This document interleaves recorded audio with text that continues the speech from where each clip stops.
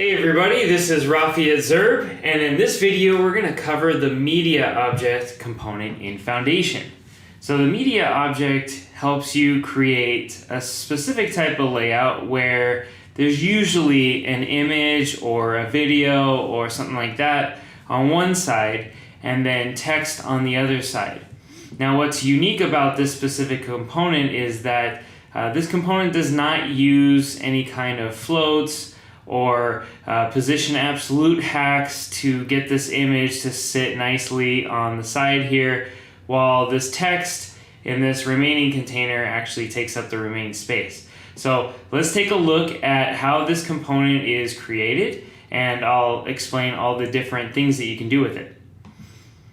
So this is also one of the most common patterns on the web.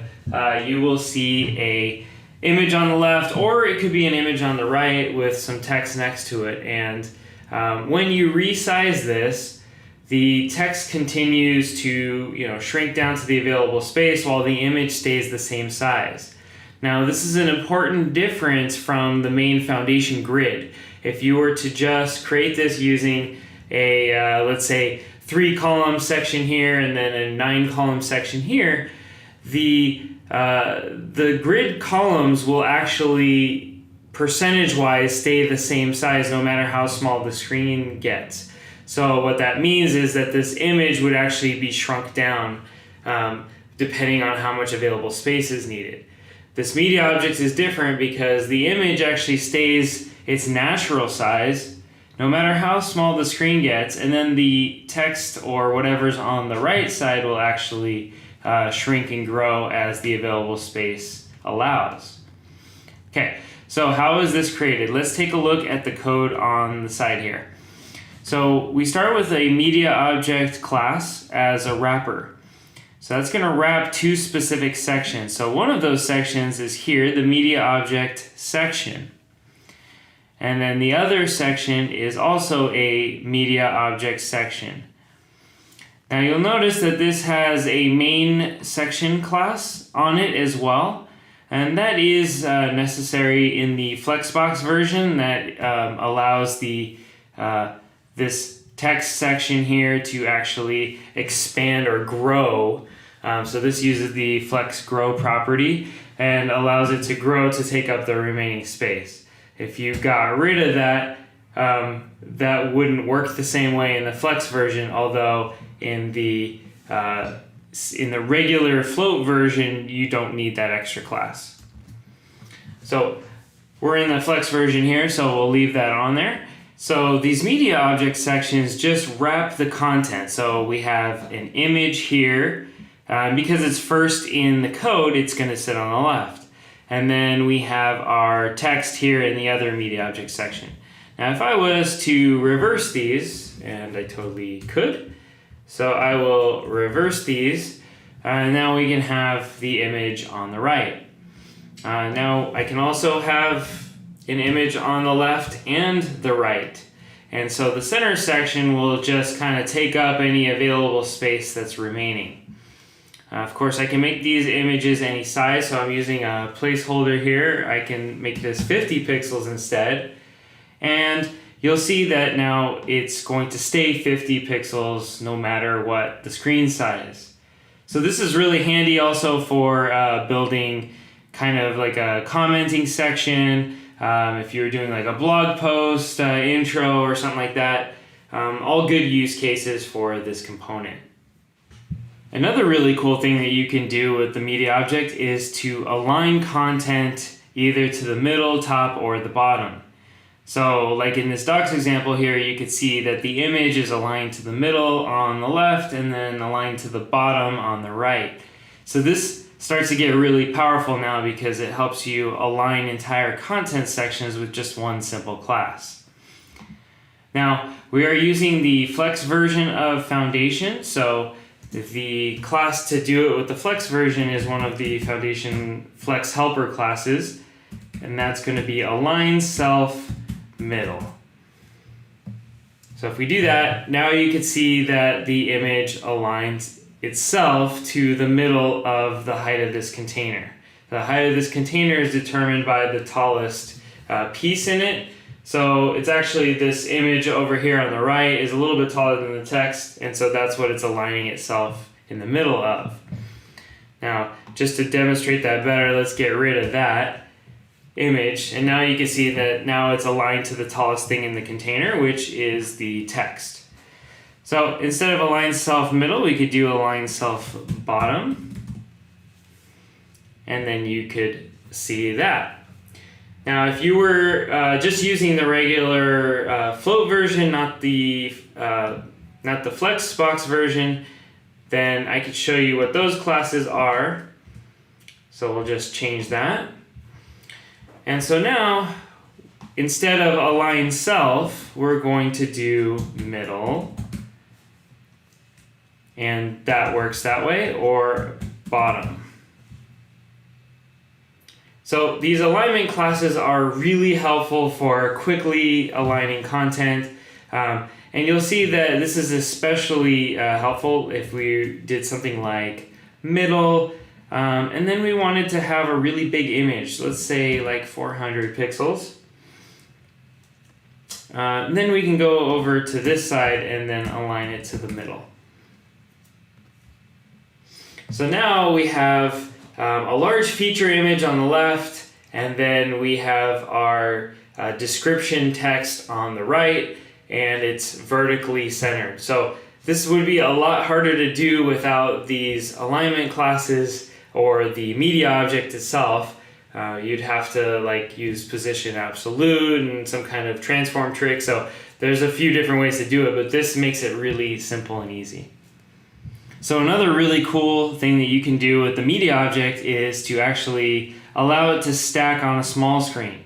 So there's not always going to be a situation where you want both of these things to sit side by side on all screen sizes. Maybe on a small screen it's just going to get too crowded and you'd rather them stack. So let's take a look at how we would do that.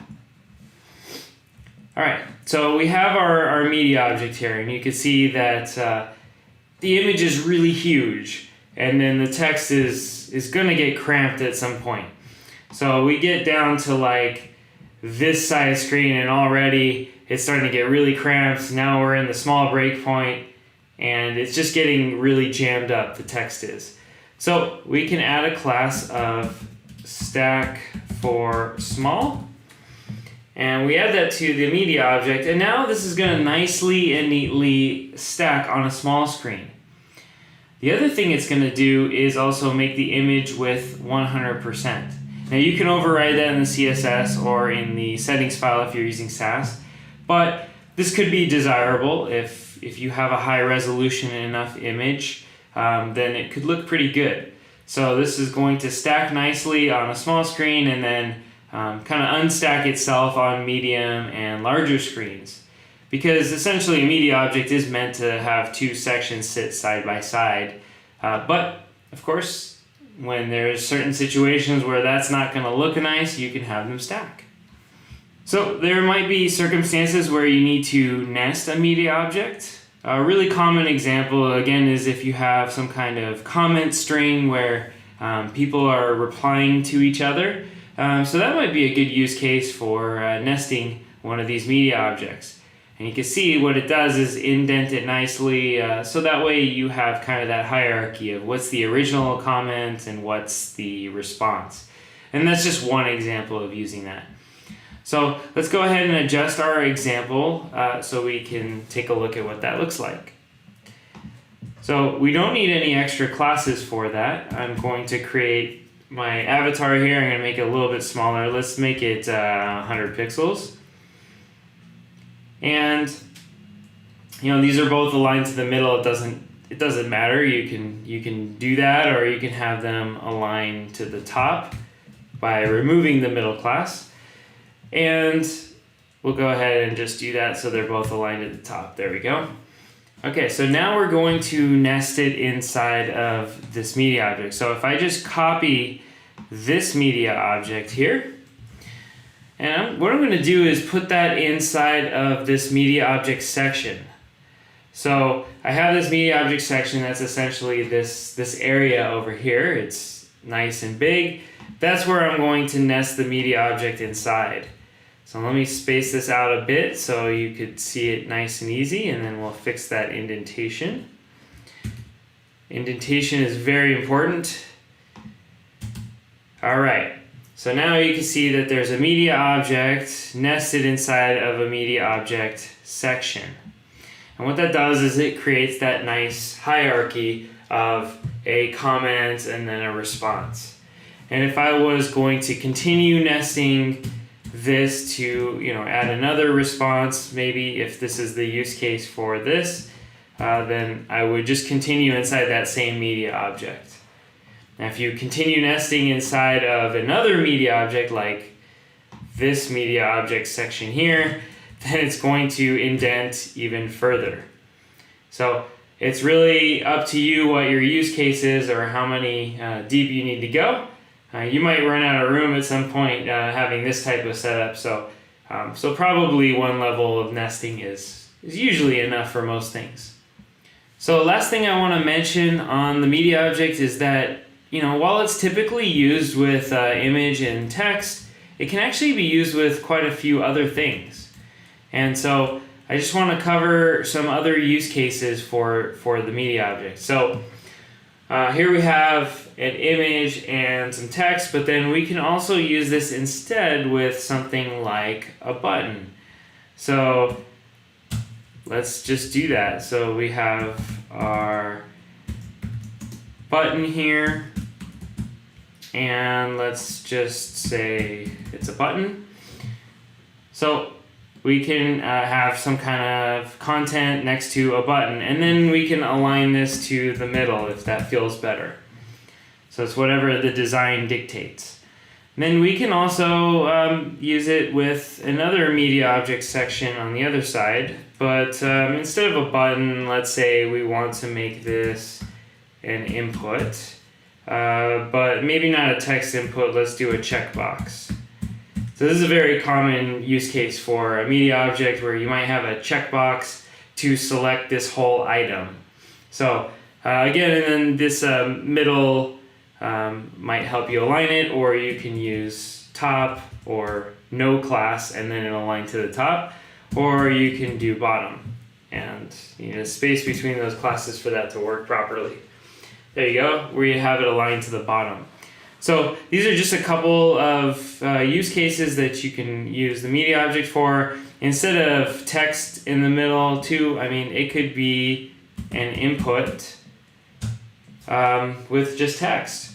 So lots of different use cases for the media object. It doesn't have to be just images. Now one note that I was aligning these to the middle, especially like this with the middle class.